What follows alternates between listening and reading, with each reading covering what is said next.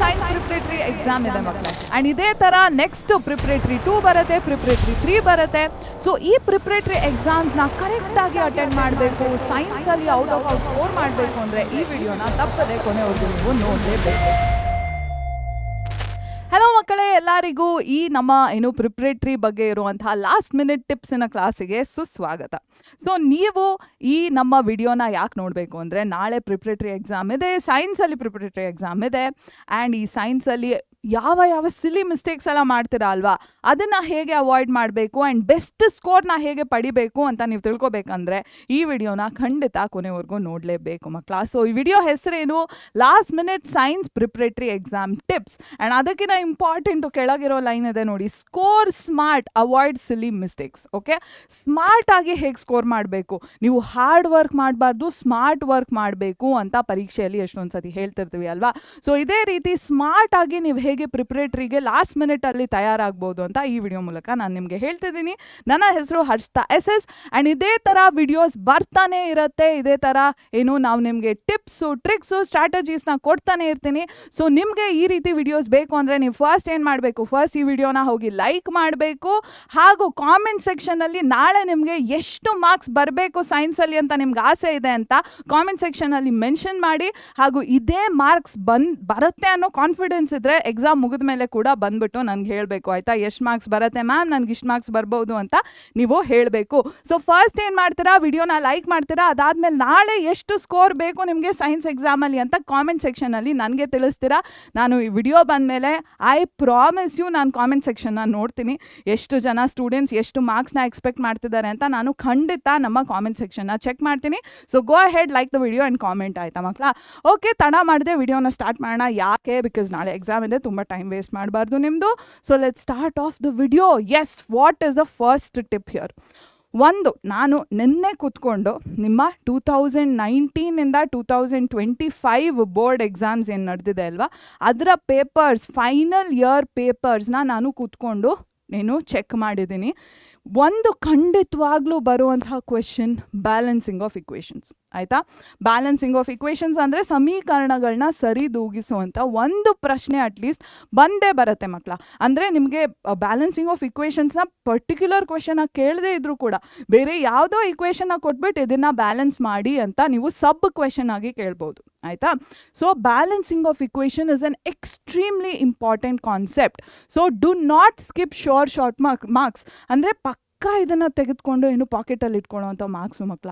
So ದಯವಿಟ್ಟು ಇಲ್ಲಿವರೆಗೂ ನೀವು ಬ್ಯಾಲೆನ್ಸಿಂಗ್ ಆಫ್ ಇಕ್ವೇಷನ್ ಸಮೀಕರಣಗಳನ್ನ ಸರಿದೂಗಿಸೋದನ್ನ ಕಲ್ತಿಲ್ಲ ಇಲ್ಲಿವರೆಗೂ ಅಂದ್ರೂ ಈಗ ಯು ಸ್ಟಿಲ್ ಹ್ಯಾವ್ ಟೈಮ್, ನಾಳೆ ಬೆಳಗ್ಗೆವರೆಗೂ ಟೈಮ್ ಇದೆ.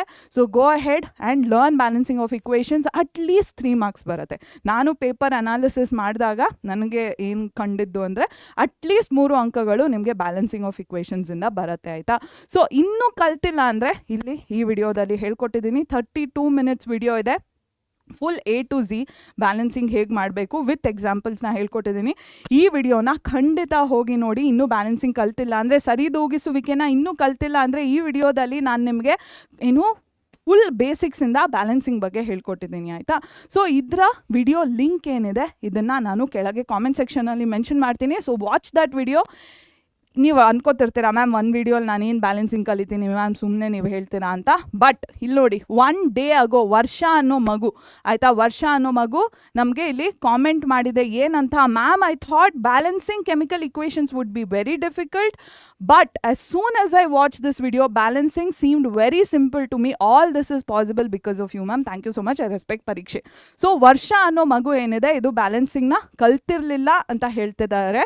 ಹಾಗೂ ಈ ವಿಡಿಯೋ ನೋಡಿದ್ಮೇಲೆ ನನಗೆ ಸಮೀಕರಣಗಳನ್ನ ಸರಿದೂಗಿಸ್ಲಿಕ್ಕೆ ಅಪ್ಪಟ ಚೆನ್ನಾಗಿ, ತುಂಬ ಕನ್ನಡ ಮಾತಾಡ್ಬಿಟ್ಟೆ, ಬಟ್ ತುಂಬ ಚೆನ್ನಾಗಿ ನಾನು ಸರಿದೂಗಿಸುವಿಕೆನ ಕಲಿತೆ ಅಂತ. ವರ್ಷ ನಿಮ್ಮ ಥರನೇ ಒಂದು ಮಗು. ನೀವು ಆಮೇಲೆ ಬಂದ್ಬಿಟ್ಟು ಮ್ಯಾಮ್ ಫೇಕ್ ಮಾಡ್ತೀರಾ ಅದು ಇದು ಅನ್ಬೇಡಿ. ನಮ್ಮ ಕಾಮೆಂಟ್ ಸೆಕ್ಷನಲ್ಲಿ ಸಾವಿರಾರು ಕಾಮೆಂಟ್ಸ್ ಬರ್ತಿರತ್ತೆ, ಯಾವುದನ್ನು ನಾವು ಫೇಕ್ ಮಾಡೋ ನೆಸೆಸಿಟಿ ಇಲ್ಲ. So this is experience, student tested, ನಿಮ್ಮ ರೀತಿ ಮಗು ಹೇಳಿರುವಂಥ ವಿಷಯ. ಸೊ ಹೋಗಿ ವಿಡಿಯೋನ ಚೆಕ್ಔಟ್ ಮಾಡಿ. Balancing of equation it's okay, ನನ್ನ ವಿಡಿಯೋ ನೋಡಿಲ್ಲ ಅಂದರೂ ಪರವಾಗಿಲ್ಲ, ನಿಮಗೆ ಬೇರೆ ಯಾವ ಟೀಚರ್ ಇಷ್ಟ ಇದ್ದಾರೆ ಆ ಟೀಚರ್ದು ವಿಡಿಯೋ ಹೋಗಿ ನೋಡಿ, ನೀವು ಕಲಿಬೇಕು at the end of the day. ನಮ್ಮ ವಿಡಿಯೋನೇ ನೋಡಿ ಕಲಿಬೇಕಂತ ಇಲ್ಲ, ನೀವು ಕಲಿಬೇಕು. That is our motto. Okay ಚಲೋ. ನೆಕ್ಸ್ಟ್ ಡಯಾಗ್ರಾಮ್ಸ್ ಮಕ್ಕಳ. ಈ ಪೇಪರ್ ಅನಾಲಿಸಿಸ್ ಮಾಡಿದಾಗ ನನಗೇನು ಗೊತ್ತಾಯಿತು, 3 ಮಾರ್ಕ್ಸ್ ಅಟ್ಲೀಸ್ಟ್ 2 ಅಥವಾ 3 ಮಾರ್ಕ್ಸ್ ಕೆಮಿಸ್ಟ್ರಿಯಲ್ಲಿ ಪಕ್ಕ ಸಿಗುತ್ತೆ. 4 ರಿಂದ 5 ಮಾರ್ಕ್ಸ್ ಏನಿದೆ ಬಯಾಲಜಿಯಲ್ಲಿ ಡಯಾಗ್ರಾಮ್ ಬೇಸ್ಡ್ ಕ್ವೆಶನ್ಸ್ ಬರುತ್ತೆ. ಸೊ 6 ರಿಂದ 7 ಮಾರ್ಕ್ಸ್ ಆಯಿತಾ, ಒಂದು 5 ರಿಂದ 7 ಮಾರ್ಕ್ಸ್ ಅಂದ್ಕೊಳ್ಳಿ, ಕೇವಲ ಬಯಾಲಜಿ ಆ್ಯಂಡ್ ಕೆಮಿಸ್ಟ್ರಿಯಲ್ಲಿ ಸಿಗುತ್ತೆ ನಿಮಗೆ. ಬರೀ biology and chemistry diagrams 5 to 6 marks ನಿಮಗೆ ತೆಕ್ಕೊಡತ್ತೆ. ರಸಾಯನಶಾಸ್ತ್ರ ಹಾಗೂ ಜೀವಶಾಸ್ತ್ರದಲ್ಲಿ ರೇಖಾಚಿತ್ರಗಳ ಆಧಾರಿತ ಪ್ರಶ್ನೆಗಳು ಬರುತ್ತೆ 5 ರಿಂದ 6 ಅಂಕಗಳಿಗೆ. ಸೊ ಡಯಾಗ್ರಾಮ್ಸ್ನ ಚೆನ್ನಾಗಿ ತಿಳ್ಕೊಳ್ಳಿ. ಆ್ಯಕ್ಟಿವಿಟಿಯಲ್ಲಿ ಬರುವಂತಹ ಡಯಾಗ್ರಾಮ್ಸು, ಬೇರೆ ಕೊಟ್ಟಿರುವಂತಹ ಡಯಾಗ್ರಾಮ್ಸ್ನೆಲ್ಲ ಚೆನ್ನಾಗಿ ತಿಳ್ಕೊಳ್ಳಿ. ಇಂಪಾರ್ಟೆಂಟ್ ಡಯಾಗ್ರಾಮ್ಸ್ನ ನೋಡ್ಕೊಳ್ಳಿ ಆಯಿತಾ. ಅಂದರೆ ಚಟುವಟಿಕೆಯಲ್ಲಿ ಕೊಟ್ಟಿರುವಂಥ ರೇಖಾಚಿತ್ರಗಳನ್ನೆಲ್ಲ ನೋಡ್ಕೊಳ್ಳಿ. ಆದರೆ ನಿಮಗೆ ಡ್ರಾ ಮಾಡೋಕ್ಕೆ ಲಿಸ್ಟ್ ಆಫ್ ಡಯಾಗ್ರಾಮ್ಸ್ನ ಬೋರ್ಡ್ ಕೊಟ್ಟಿದೆ. ಸೊ ಇದು ನಿಮ್ಮ ಲಿಸ್ಟ್ ಆಫ್ ಡಯಾಗ್ರಾಮ್ಸ್. ಬೇಗ ಸ್ಕ್ರೀನ್ಶಾಟ್ ತೊಗೊಳ್ಳಿ. ಸ್ಕ್ರೀನ್ಶಾಟ್ ತೊಗೊಂಡಾದಮೇಲೆ ನನಗೆ ಕಾಮೆಂಟ್ ಸೆಕ್ಷನಲ್ಲಿ ಡನ್ ಅಂತ ತಿಳಿಸ್ಬೇಕು ನೀವು. ಓಕೆ, ಸ್ಕ್ರೀನ್ಶಾಟ್ ತೊಗೊಂಡೆ I am ready for diagrams ಅಂತ ಡನ್ ಅಂತ ತಿಳಿಸ್ಬೇಕು. ಡನ್ ಅಂತ ಕಾಮೆಂಟ್ ಸೆಕ್ಷನಲ್ಲಿ ಟೈಪ್ ಮಾಡ್ತೀರಾ. ಆ್ಯಂಡ್ ಇದೇ ರೀತಿ ಎಷ್ಟೊಂದು ಜನ ಸ್ಟೂಡೆಂಟ್ಸಿಗೆ ಲಿಸ್ಟ್ ಆಫ್ ಡಯಾಗ್ರಾಮ್ಸ್ ಇದೆ ಅಂತ ಕೂಡ ಗೊತ್ತಿರಲ್ಲ. ಸೊ ಇಂಥ ಸ್ಟೂಡೆಂಟ್ಸಿಗೆ ನೀವು ಈ ವಿಡಿಯೋನ ತಲುಪಿಸ್ಬೇಕು ಅಂದರೆ, ವಿಡಿಯೋನ ಇನ್ನೂ ಲೈಕ್ ಮಾಡಿಲ್ಲ ಅಂದರೆ ಹೋಗಿ ಲೈಕ್ ಮಾಡಿ. ಬಿಕಾಸ್ ನೀವು ಲೈಕ್ ಮಾಡಿದಷ್ಟು, ಕಾಮೆಂಟ್ ಮಾಡಿದಷ್ಟು ಬೇರೆ ನಿಮ್ಮ ಥರ ಸ್ಟೂಡೆಂಟ್ಸಿಗೆ ಈ ಫ್ರೀಯಾಗಿ ನಾನೇನು ಇನ್ಫಾರ್ಮೇಷನ್ ಕೊಡ್ತಿದ್ದೀನಿ ಅದು ಸಿಗುತ್ತೆ. ಓಕೆ, ಸೊ ಕನ್ನಡ ಮಾಧ್ಯಮದ ಮಕ್ಕಳಿಗೆ ಇದು ನಿಮ್ಮ ರೇಖಾಚಿತ್ರಗಳ ಪಟ್ಟಿ ಆಯಿತಾ ಮಕ್ಕಳ. ರೇಖಾಚಿತ್ರಗಳ ಪಟ್ಟಿ, ಇದರ ಸ್ಕ್ರೀನ್ಶಾಟ್ ತೊಗೊಳ್ಳಿ. ಸ್ಕ್ರೀನ್ಶಾಟ್ ತೊಗೊಂಡ್ಮೇಲೆ ಡನ್ ಅಂತ ಕಾಮೆಂಟ್ ಮಾಡ್ತೀರಾ. ಆ ಕಡೆ ಈಗ ಸ್ಕ್ರೀನ್ಶಾಟ್ ತೊಗೊಳ್ಳಿ, ನಾನು ಈ ಕಡೆಗೆ ಬರ್ತೀನಿ. ಈಗ ಈ ಕಡೆಯ ಸ್ಕ್ರೀನ್ಶಾಟ್ ತೊಗೊಂಡ್ಬೇಡಿ ಆಯಿತಾ. ಸೊ ಚಿತ್ರ ಬಿಡಿಸ್ಲಿಕ್ಕೆ ನಿಮಗೆ ಈ ಪಟ್ಟಿಯಿಂದಾನೇ ಪ್ರಶ್ನೆಗಳು ಬರುತ್ತೆ. ಅಂದರೆ ಗುರುತಿಸುವಿಕೆಗೆ ಎಲ್ಲಿಂದಾದರೂ ಪ್ರಶ್ನೆಗಳು ಬರ್ಬೋದು, ರೇಖಾಚಿತ್ರಗಳು ಬರ್ಬೋದು. ಆದರೆ ಡ್ರಾ ಮಾಡಲಿಕ್ಕೆ, ಚಿತ್ರ ಬರೀಲಿಕ್ಕೆ ಈ ಪಟ್ಟಿಯಿಂದ ಮಾತ್ರ ಬರೋದು. ಸೊ ಮಂಡಳಿ ಏನಿದೆ ಈ ಒಂದು ಪಟ್ಟಿನ ನಿಮ್ಗೆ ಆಲ್ರೆಡಿ ಕೊಟ್ಟಿದೆ. ಸೊ ಈ ಪಟ್ಟಿ ಆದಷ್ಟು ಬೇರೆ ಮಕ್ಕಳಿಗೂ ಕೂಡ ಉಚಿತವಾಗಿ ಸಿಗಲಿ ಅಂದರೆ ವಿಡಿಯೋನ ತಪ್ಪದೆ ಲೈಕ್ ಮಾಡಿ ಹಾಗೂ ಕಾಮೆಂಟ್ ಮಾಡಿ. ಓಕೆನಾ ಮಕ್ಕಳ. ನೆಕ್ಸ್ಟು ಟಿಪ್ 3 ಏನು, do not miss, must revise concepts. Yes, so ನಿನ್ನೆ ಅಗೇನ್ ನಾನು ಪೇಪರ್ ಅನಾಲಿಸಿಸ್ ಮಾಡಬೇಕಾದ್ರೆ carbon and its compounds, one of the most heavy weightage chapters, I think 8 marks ಬರುತ್ತೆ ಕಾರ್ಬನ್ ಆ್ಯಂಡ್ ಇಟ್ಸ್ ಕಂಪೌಂಡ್ಸಿಂದ. ಇದರಲ್ಲಿ ಒಂದಷ್ಟು ಕ್ವೆಶನ್ಸ್ ಏನಿದೆ ತುಂಬಾ ರಿಪೀಟ್ ಆಗಿತ್ತು ಆಯಿತಾ. ಈ ಕಾನ್ಸೆಪ್ಟ್ಸ್ ಮೇಲೆ ಕ್ವೆಶನ್ಸ್ ತುಂಬಾ ಬಂದಿತ್ತು. ಈ ಕಾನ್ಸೆಪ್ಟ್ಸ್ನ ಮತ್ತೆ ನೀವು ಮಿಸ್ ಮಾಡಿದರೆ you will go and revise right ನಾವು. ಓಕೆ, ಸೊ ಕಾರ್ಬನ್ ಮತ್ತು ಅದರ ಸಂಯುಕ್ತಗಳು ಅಧ್ಯಾಯ ಏನಿದೆ ಮಕ್ಕಳೇ, ಇದರಿಂದ ಒಂದಷ್ಟು ಪ್ರಶ್ನೆಗಳು ಪದೇ ಪದೇ ಕೇಳಿದ್ರು ಆಯಿತಾ. ಸೊ ಇದು ನಿಮ್ಮ ಸರಣಿ ಪರೀಕ್ಷೆಯಲ್ಲಿ ಬರುವಂತಹ ಸಾಧ್ಯತೆಗಳಿದೆ. ಸೊ ಇನ್ನೂ ಇದನ್ನು ಓದಿಲ್ಲ ಅಂದರೆ ಈಗಲೇ ಹೋಗಿ ರಿವೈಸ್ ಮಾಡ್ತೀರಾ, ಪರಿಷ್ಕರಣೆ ಮಾಡ್ತೀರಾ. ಯಾವುದದು ಸ್ಯಾಚುರೇಟೆಡ್ ವರ್ಸಸ್ ಅನ್ಸ್ಯಾಚುರೇಟೆಡ್ ಕಂಪೌಂಡ್ಸ್, ಇದರ ಡಿಫ್ರೆನ್ಸಸ್ ಕಲಿತೀರಾ, ಹೇಗೆ ಐಡೆಂಟಿಫೈ ಮಾಡೋದು ಅಂತ ಕಲಿತೀರಾ. ಫಾರ್ ಎಕ್ಸಾಂಪಲ್ ಸ್ಯಾಚುರೇಟೆಡ್ ಕಂಪೌಂಡ್ಸಲ್ಲಿ ಅಡಿಷನ್ ರಿಯಾಕ್ಷನ್ ನಡೆಯುತ್ತಾ, ಸಬ್ಸ್ಟಿಟ್ಯೂಷನ್ ನಡೆಯುತ್ತಾ, ಅನ್ಸ್ಯಾಚುರೇಟೆಡಲ್ಲಿ ಅಡಿಷನ್ ನಡೆಯುತ್ತಾ, ಸಬ್ಸ್ಟಿಟ್ಯೂಷನ್ ನಡೆಯುತ್ತಾ, ಈ ರೀತಿ ಡಿಫ್ರೆನ್ಸಸ್ನ ತಿಳ್ಕೊತೀರಾ. ಅಂದರೆ ಪರ್ಯಾಪ್ತ ಮತ್ತು ಅಪರ್ಯಾಪ್ತ ಸಂಯುಕ್ತಗಳ ನಡುವೆ ಇರುವಂಥ ವ್ಯತ್ಯಾಸಗಳನ್ನ ಚೆನ್ನಾಗಿ ತಿಳ್ಕೊತೀರಾ. ನೇರವಾಗಿ ಪ್ರಶ್ನೆ ಬರುವಂಥ ಸಾಧ್ಯತೆಗಳಿದೆ ಆಯಿತಾ. ಅಂದರೆ ಪರ್ಯಾಪ್ತ ಸಂಯುಕ್ತಗಳನ್ನ ಹೇಗೆ ಕಂಡುಹಿಡಿಯೋದು, ಸಂಕಲನ ಕ್ರಿಯೆನ, ಬೇರೆ ರೀತಿಯ ಕ್ರಿಯೆ ಮಾಡಬೇಕಾ, ಅಪರ್ಯಾಪ್ತ ಸಂಯುಕ್ತಗಳನ್ನ ಹೇಗೆ ಕಂಡುಹಿಡಿಯೋದು, ಇದನ್ನು ತಿಳ್ಕೊತೀರಾ. ಅದಾದಮೇಲೆ homologous series and general formula. So general formula ಕೊಟ್ಬಿಟ್ಟು ಹೋಮೋಲೋಗಸ್ ಸೀರೀಸಿನ ಮೆಂಬರ್ನ ಕಂಡುಹಿಡೀರಿ ಅನ್ಬೋದು, ಆ ಥರ ಕ್ವೆಶನ್ಸ್ ಬರುತ್ತೆ ಆಯಿತಾ. So homologous series and general ಫಾರ್ಮುಲಾನ ನೀವು ಚೆನ್ನಾಗಿ ತಿಳ್ಕೊತೀರಾ. ಓಕೆನಾ ಮಕ್ಕಳ. ಅಂದರೆ ಸರಣಿ, ಇದರ ಹೆಸರು ಕನ್ನಡದಲ್ಲಿ ಮರ್ತೋಗ್ತಿದೆ ನನಗೆ ಯಾಕೋ, ಏನು ಸರಣಿ ಸಂಯುಕ್ತಗಳು ಬರುತ್ತೆ ಅಲ್ಲ, ಯಾವುದು ಮಕ್ಕಳ ನನಗೆ ಮರ್ತೋಗ್ತಿದೆಯಲ್ಲ, ಅನುರೂಪ ಸರಣಿನ. ಈಗಲೇ ಇರಿ ನೋಡ್ಬೇಡ, ಯಾಕೆ ಸುಮ್ಮನೆ. ಹೋಮೋಲೋಗಸ್ ಸೀರೀಸ್ ಏನಿದೆ, ಈ ಸರಣಿಯ ಸಂಯುಕ್ತಗಳೇನಿದೆ ಹಾಗೂ ಇದರ ಸಾಮಾನ್ಯ ಸೂತ್ರ ಆಯಿತಾ ಮಕ್ಕಳ. ಇದರ ಸಾಮಾನ್ಯ ಸೂತ್ರ ಏನಿದೆ ಇದು ಕೂಡ ಇಂಪಾರ್ಟೆಂಟ್ ಆಗತ್ತೆ. ಸೊ ಈ ಸರಣಿಯ ಸಾಮಾನ್ಯ ಸೂತ್ರ ಕೊಟ್ಬಿಟ್ಟು ಈ ಸರಣಿಯ 3ನೇ ಸಂಯುಕ್ತ ಯಾವುದು ಅಂತ ಕೇಳ್ತಾರೆ ಆಯಿತಾ. ಈ ರೀತಿಯ ಪ್ರಶ್ನೆಗಳನ್ನ ನೀವು ಚೆನ್ನಾಗಿ ತಿಳ್ಕೊಬೇಕು. ಅಯ್ಯೋ ಯಾಕ್ರೋ ಇವತ್ತು ನನ್ನ ಬ್ರೈನು ನನಗೆ ಕೈ ಕೊಡ್ತಿದ್ಯಲ್ಲ, ಎಲ್ಲಿ ಹೋಗಿ ಹುಡುಕ್ಲಿ ನಿಮ್ಮದು ಏನು ಸರಣಿ ಇದರ ಹೆಸರು. ಇರಿ ನಮ್ಮ ಪರೀಕ್ಷೆ ಆ್ಯಪ್ನ ಹೋಗಿ ನೋಡ್ಬೇಡ. ಓಕೆ ಅದನ್ನು ತಿಳ್ಕೊಳ್ಳೋಕ್ಕಿಂತ ಮುಂಚೆ ನೆಕ್ಸ್ಟ್ ಇರುವಂಥ ಮೇನ್ ಕಾನ್ಸೆಪ್ಟ್ಸ್ನ ತಿಳ್ಕೊಳ್ಳೋಣ. Okay, what is that? Next main concept ಬಂದರು ಸೋಪ್ಸ್ ಆ್ಯಂಡ್ ಡಿಟರ್ಜೆಂಟ್ಸ್. ಆಯಿತಾ, ಕ್ಲೆನ್ಸಿಂಗ್ ಆ್ಯಕ್ಷನ್ ಆಫ್ ಸೋಪ್ ಏನಿದೆ ಇದನ್ನು ತುಂಬ ಜಾಸ್ತಿ ಕೇಳಿರ್ತಾರೆ. ಹಾಗೂ ಸೋಪ್ಸ್ ಆ್ಯಂಡ್ ಡಿಟರ್ಜೆಂಟ್ಸ್ ನಡುವೆ ಇರುವಂಥ ಡಿಫ್ರೆನ್ಸ್ ಏನಿದೆ ಅಂತ ಕೂಡ ತುಂಬ ಸತಿ ಕೇಳಿದ್ದಾರೆ. ಆಯಿತಾ ಮಕ್ಕಳ? So cleansing action of soap, missile ಹೇಗೆ ವರ್ಕ್ ಆಗುತ್ತೆ ಇದನ್ನೆಲ್ಲ ನೀವು ಚೆನ್ನಾಗಿ ತಿಳ್ಕೊಬೇಕು. ಓಕೆ, ಅದು ಬಿಟ್ಟರೆ ಇನ್ನೇನಿದೆ, ಡಾಟ್ ಸ್ಟ್ರಕ್ಚರ್ಸ್. ನಿಮ್ಮ ಕಾರ್ಬನೇಟೆಡ್ ಕಂಪೌಂಡ್ಸಲ್ಲಿ ಮೀಥೇನ್, ಈಥೇನ್ ಇದೆಲ್ಲ ಇರುತ್ತಲ್ಲ, ಈ ರೀತಿಯ ಡಾಟ್ ಸ್ಟ್ರಕ್ಚರ್ಸ್ನ ನೀವು ಚೆನ್ನಾಗಿ ತಿಳ್ಕೊಬೇಕು. ಅನುರೂಪ ಶ್ರೇಣಿ ತಾನೇ, ಅನುರೂಪ ಶ್ರೇಣಿ ಅಲ್ವಾ? ಹೋಮೋಲೋಗಸ್ ಸೀರೀಸ್ ನನಗೆ ಸಡನ್ನಾಗಿ ನೆನಪಾಯಿತು. ಅನುರೂಪ ಶ್ರೇಣಿ ಅಂತ ನಾನು ಅನ್ಕೋತೀನಿ. ಅಕಸ್ಮಾತ್ ತಪ್ಪು ಮಾಡಿದರೆ ದಯವಿಟ್ಟು ಕಾಮೆಂಟ್ ಸೆಕ್ಷನಲ್ಲಿ ಹೇಳಿ ತಪ್ಪು ಮಾಡಿದ್ದೀನಿ ಅಂತ ನಾನು ತಪ್ಪನ್ನು ತಿದ್ಕೋತೀನಿ. ಆಯಿತಾ, ನೆನಪಾಗ್ತಿಲ್ಲ ಅಷ್ಟೇ.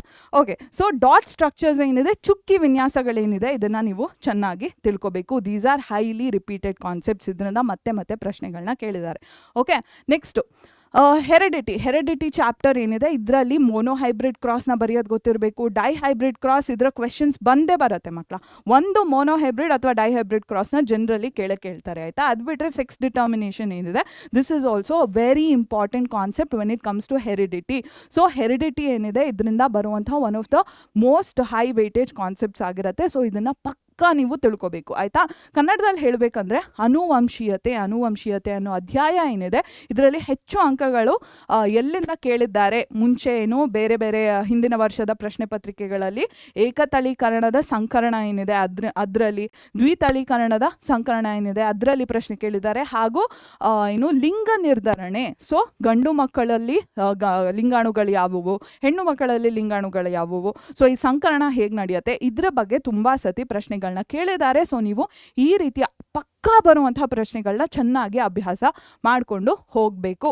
ಓಕೆ, ನೆಕ್ಸ್ಟ್, ನೀವು ಎಷ್ಟೇ ಸರಿಯಾಗಿ ನಿಮಗೆ ಆನ್ಸರ್ಸ್ ಗೊತ್ತಿದ್ರು ನೀವು ಸರಿಯಾಗಿ ಪೇಪರ್ನ ಪ್ರೆಸೆಂಟ್ ಮಾಡಿಲ್ಲ ಅಂದರೆ there is absolutely no point. Okay, ಇಲ್ಲಿ ಒಂದು ಒಳ್ಳೆ ಪಾಯಿಂಟ್ ಹಾಕಿದೆ ಮಕ್ಕಳ, ಏನು ಗೊತ್ತಾ? It is not only important to write the correct answer, it is more important to present the correct answer correctly. Okay, ನೀವು ಹೇಗೆ ಪೇಪರ್ನ ಬರಿತೀರಾ ಅದು ಕೂಡ ತುಂಬ ಇಂಪಾರ್ಟೆಂಟ್ ಆಗುತ್ತೆ. ಸುಮ್ಮನೆ ಕೋಳಿ ಕೆದಕ್ದಂಗೆ ಹೋಗ್ಬಿಟ್ಟು ನಿಮ್ಮ ಪೇಪರ್ನ ಗೀಚ್ಬಿಟ್ಟು ಬರಬಾರ್ದು. ಓಕೆ, ಸೀರಿಯಸ್ ಆಗಿ ಕರೆಕ್ಟಾಗಿ ಬರಿಬೇಕು. ಅದರಲ್ಲಿ ಏನು ಇಂಪಾರ್ಟೆಂಟ್ ಆಗುತ್ತೆ ಇಲ್ಲಿ ನೋಡಿ, ಇಲ್ಲಿ ಕೊಟ್ಟಿದ್ದೀವಿ. ಸೊ ಮೇನ್ ಟರ್ಮ್ಸ್ ಏನಿದೆ, ಕೀವರ್ಡ್ಸ್ ಏನಿದೆ ಅದನ್ನು ಅಂಡರ್ಲೈನ್ ಮಾಡಬೇಕು. ಕೀವರ್ಡ್ಸ್ನ ನಿಮ್ಮ ಆನ್ಸರಲ್ಲಿ ಇನ್ಕ್ಲೂಡ್ ಮಾಡಬೇಕು ಹಾಗೂ ಅದನ್ನು ಅಂಡರ್ಲೈನ್ ಮಾಡಬೇಕು. ಅಂದರೆ ಒಂದು ಉತ್ತರದ ಮುಖ್ಯ ಪದಗಳಿರುತ್ತೆ ಅಲ್ವಾ, ಅದನ್ನು ಕೀ ಪದಗಳು ಅಂತ ಅಂದರೆ ಕೀಲಿ ಪದಗಳು ಅಂತ ಕರ್ಕೋಬೋದು ನೀವು. ಸೊ ಈ ಕೀವರ್ಡ್ಸ್ ಏನಿದೆ ಇದನ್ನು ನೀವು ಕೆಳಗೆ ಒಂದು ಗೀಟ್ ಹಾಕಬೇಕು ಅದರ ಕೆಳಗೆ. ಸೊ ಆಗ ನಿಮ್ಮ ಪೇಪರ್ನ ಕರೆಕ್ಟ್ ಮಾಡ್ತಿರೋರು ಅವ್ರಿಗೆ ಗೊತ್ತಾಗುತ್ತೆ, ಓ ಈ ಮಗುಗೆ ಕರೆಕ್ಟ್ ಆನ್ಸರ್ಸ್ ಗೊತ್ತು, ಅಂಡರ್ಲೈನ್ ಮಾಡಿದೆ ಅಂತ ಗೊತ್ತಾಗುತ್ತೆ. ಸೊ ಆಗ ನಿಮಗೆ ಮಾರ್ಕ್ಸ್ ಔಟ್ ಬರುವಂಥ ಚಾನ್ಸಸ್ ಜಾಸ್ತಿ ಆಗುತ್ತೆ. ಓಕೆ, ನೆಕ್ಸ್ಟ್, ಇದು ಕೂಡ ಆನ್ಸರ್ ಶೀಟ್ ಸ್ಟ್ರಾಟಜಿ ನಾಳೆಗೆ ತುಂಬ ಇಂಪಾರ್ಟೆಂಟ್. ಏನಿದು? Part A, part B, part ಸಿನ ಸೆಪ್ರೇಟ್ ಆಗಿ ಬರೀತೀರಾ, ಅಂದರೆ ಬೇರೆ ಆನ್ಸರ್ ಶೀಟ್ ತೊಗೊಂಡು ಬರೆಯೋದಲ್ಲ. ಪಾರ್ಟ್ ಎ ಏನಿದೆ ಇಲ್ಲಿ ತೋರಿಸೋಣ. ಯಾವ ಕಲರ್ ಇದ್ರ ಮೇಲೆ ಯಾವ ಕಲರ್ ಕಾಣುತ್ತಪ್ಪ? ಎಲ್ಲೋನೇ ತೊಗೊಳೋಣ, ಬೇರೆ ಸ್ಲೈಡಿಗೆ ಹೋಗೋಣ ಇರಿ. ಎಸ್, ಸೊ ಇದು ನಿಮ್ಮ ಆನ್ಸರ್ ಶೀಟ್ ಅಂತ ಅಂದ್ಕೊಳ್ಳಿ. ಇಲ್ಲಿ ಕೆಮಿಸ್ಟ್ರಿ ಬರೀತೀರಾ. ಕೆಮಿಸ್ಟ್ರಿ ಬರೆದಾಗ ಕೆಮಿಸ್ಟ್ರಿ ಭಾಗ ಇಲ್ಲಿ ಮುಗಿದ್ರೆ ನೀವು ಇಲ್ಲಿಂದಾನೇ ಬಯಾಲಜಿ ಸ್ಟಾರ್ಟ್ ಮಾಡೋಂಗಿಲ್ಲ. ಓಕೆ, ನೀವು ಬಯಾಲಜಿನ ನೆಕ್ಸ್ಟ್ ಶೀಟ್ ಬಯಾಲಜಿ ಅಂತ ಬರೆದ್ಬಿಟ್ಟು, ಇಫ್ ಪಾಸಿಬಲ್ ಬಯಾಲಜಿ ಅಂತ ಬರೆದ್ಬಿಟ್ಟು ನೆಕ್ಸ್ಟ್ ಶೀಟಲ್ಲಿ ಸ್ಟಾರ್ಟ್ ಮಾಡ್ತೀರಾ. ಆಯಿತಾ? ರಸಾಯನಶಾಸ್ತ್ರ ಈ ಹಾಳೆಯಲ್ಲಿ ಮುಗಿದ್ರೆ ಇದೇ ಹಾಳೆಯಲ್ಲಿ ಜೀವಶಾಸ್ತ್ರ ಶುರು ಮಾಡೋ ಹಾಗಿಲ್ಲ. ನೀವು ಮುಂದಿನ ಹಾಳೆಯಲ್ಲಿ ಜೀವಶಾಸ್ತ್ರದ ಉತ್ತರಗಳನ್ನ ಬರೀಲಿಕ್ಕೆ ಶುರು ಮಾಡ್ತೀರಾ. ಹಾಗೂ ನಿಮ್ಮ ಕರೆಕ್ಟಾದ ಕ್ವೆಶನ್ ನಂಬರ್ಸ್ ಬರೀತೀರಾ. 1 or 2 ಅಲ್ಲಿ ಎ ಪಾರ್ಟ್ ಇದೆಲ್ಲ ಕರೆಕ್ಟಾದ ಕ್ವೆಶನ್ ನಂಬರ್ಸ್ ಬರೀತೀರಾ. ಇಲ್ಲ ಅಂದರೆ ಎಕ್ಸಾಮಿನರ್ಗೆ ಕನ್ಫ್ಯೂಷನ್ ಆಗತ್ತೆ. ಆಯಿತಾ? ಸರಿಯಾದ ಪ್ರಶ್ನೆ ಸಂಖ್ಯೆಗಳು ಹಾಗೂ ವಿಭಾಗ ಸಂಖ್ಯೆಗಳೆಲ್ಲ ಇರುತ್ತೆ ಅಲ್ವಾ, ಈ 1A ಈ ಥರ ಎಲ್ಲ ವಿಭಾಗ ಸಂಖ್ಯೆಗಳಿರುತ್ತೆ ಅಲ್ವಾ, ಸೆಕ್ಷನ್ನಿನ ನಂಬರ್ಸ್ ಇರುತ್ತೆ ಅಲ್ವಾ, ಇದನ್ನು ಕೂಡ ಕರೆಕ್ಟಾಗಿ ಬರೀತೀರಾ. Or else your examiner will get confused. Do not confuse your examiner. Okay, that should be your main goal. Next, correct questions ಬರೀಬೇಕು, ಸೆಕ್ಷನ್ನ ಹೊಸ ಶೀಟಿಂದ ಸ್ಟಾರ್ಟ್ ಮಾಡಬೇಕು. ಆ್ಯಂಡ್ ಒನ್ ಮೇನ್ ಸ್ಟ್ರಾಟಜಿ ಯಾವಾಗಲೂ ನಾನು ಎಕ್ಸಾಮ್ ಬರೀತಿರ್ಬೇಕಾದ್ರೂ ಯೂಸ್ ಮಾಡ್ತಿದ್ದು ಏನಿದು, ಗೊತ್ತಿರೋ ಅಂಥ ಆನ್ಸರ್ನ ಫಸ್ಟು ಕಂಪ್ಲೀಟ್ ಮಾಡ್ತೀರಾ. Okay, ನಿಮಗೆ ಒನ್ ಆನ್ಸರ್ ಗೊತ್ತು, ಅದಾದಮೇಲೆ ಥರ್ಡ್ ಆನ್ಸರ್ ಗೊತ್ತು, ಸೆಕೆಂಡ್ ಆನ್ಸರ್ ಕನ್ಫ್ಯೂಷನ್ ಆಗ್ತಿದೆ ಅಂದರೆ ಸೆಕೆಂಡ್ ಆನ್ಸರಿಗೆ ಬೇಕಿರೋಷ್ಟು ಒಂದು ಅಂದಾಜು ಸ್ಪೇಸ್ ನಿಮಗೆ ಗೊತ್ತಿರುತ್ತೆ ಅಲ್ವಾ, ಬೇಕಿರೋಷ್ಟು ಆ ಸ್ಪೇಸ್ನ ಬಿಟ್ಬಿಟ್ಟು ಥರ್ಡ್ ಆನ್ಸರಿಗೆ ಮೂವ್ ಆನ್ ಆಗ್ತೀರಾ. ಓಕೆ, ಗೊತ್ತಿರೋಂಥ ಆನ್ಸರ್ನ ಸಾಲ್ವ್ ಮಾಡ್ತಾ ಬಂದರೆ ಕಾನ್ಫಿಡೆನ್ಸ್ ಜಾಸ್ತಿ ಆಗುತ್ತೆ. ನೀವು ಸೆಕೆಂಡ್ ಆನ್ಸರಲ್ಲಿ ಸ್ಟಕ್ ಆಗಿಬಿಟ್ಟು ಗೊತ್ತಿಲ್ಲ ಅಂತ ಮ್ಯಾನಿಫೆಸ್ಟ್ ಮಾಡಿದ್ರೆ ಬೇರೆ ಬರೋ ಆನ್ಸರ್ಸ್ ಕೂಡ ಬರೋದಿಲ್ಲ. So start answering known answers, ಕರೆಕ್ಟಾಗಿ ಗೊತ್ತಿರೋಂಥ ಆನ್ಸರ್ಸ್ನ ಫಸ್ಟು ಆನ್ಸರ್ ಮಾಡಬೇಕು ಆಯಿತಾ. ಗೊತ್ತಿರೋಂಥ ಉತ್ತರಗಳನ್ನ ಮೊದಲು ಬರಿಬೇಕು, ಗೊತ್ತಿಲ್ಲದೆ ಇರೋವಂಥ ಉತ್ತರಗಳಿಗೆ ನೀವು ಅಂತರನ ಬಿಟ್ಟು ಮುಂದೆ ಗೊತ್ತಿರೋಂಥ ಉತ್ತರಗಳನ್ನ ಬರಿಬೇಕು.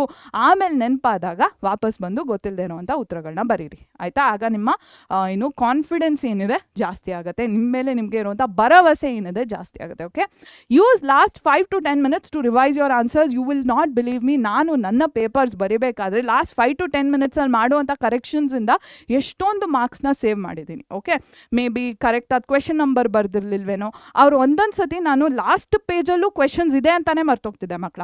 ಲಾಸ್ಟ್ ಪೇಜಲ್ಲಿ ಕ್ವೆಶನ್ಸ್ ಇದೆಯಾ ಅಂತಾನು ಏನು ಚೆಕ್ ಮಾಡ್ತಿರ್ಲಿಲ್ಲ ಕರೆಕ್ಟಾಗಿ.